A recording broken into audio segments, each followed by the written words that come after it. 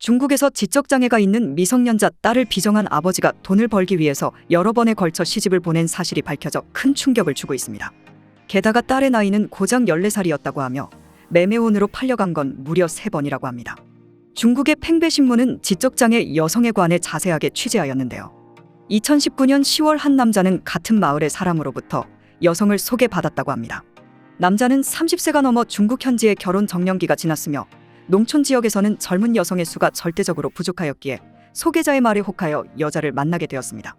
실제로 만나고 보니 여자는 지적장애가 있었고 너무 어려 보였습니다. 하지만 남자는 개의치 않고 결혼에 동의하였으며 소개자에게 7천 위안 원화로 약 140만 원 안 되는 돈을 지급하고 여성의 아버지에게는 7만 위안 원화로 약 1,400만 원을 지급하였습니다. 중국의 경제가 예전보다는 많이 나아졌다고 하지만 중국 농촌의 월 수입은 원화로 약 20만 원가량으로 1년 연봉으로 하면 240만 원가량입니다. 거의 6년치 연봉은 결혼을 위해서 지급한 것입니다. 첫날 밤을 보내고 잠깐 일을 정리하고 다녀왔을 때 결혼 상대자는 감쪽같이 사라졌습니다.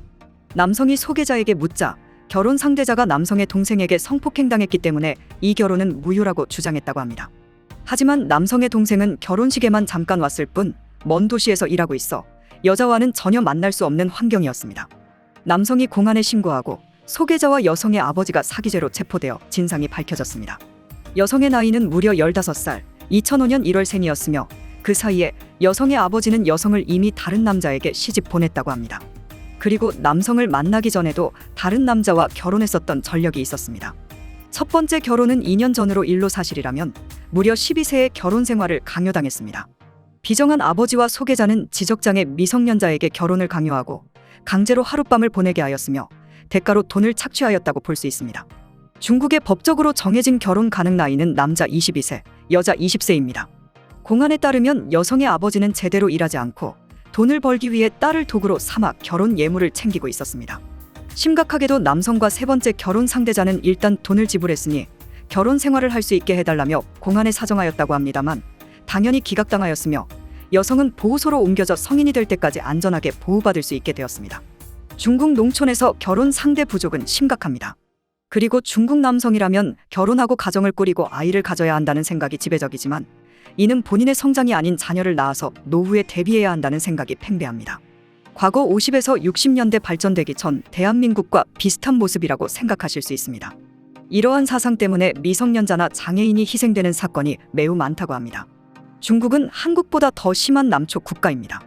2014년도 조사에 따르면 여아 100명당 남아 116명이 출생하였으며 2020년에는 딸이 태어났다고 쓰레기통에 버린 부부가 뉴스에 보도된 적이 있었습니다. 게다가 결혼 시에 남성이 여성의 집에 보내는 현금도 문제입니다.